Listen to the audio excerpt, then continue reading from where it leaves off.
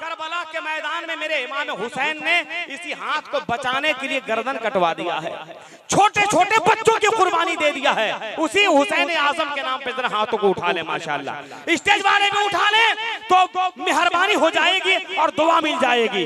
नारे तकबीर, नारे रिसालत, मसलके आला हजरत, बहारे मदीना कॉन्फ्रेंस, जश्न दस्तार बंदी, शायर हिंदुस्तान हजरत अरशद बनारसी, नारे तकबीर, नारे रिसालत।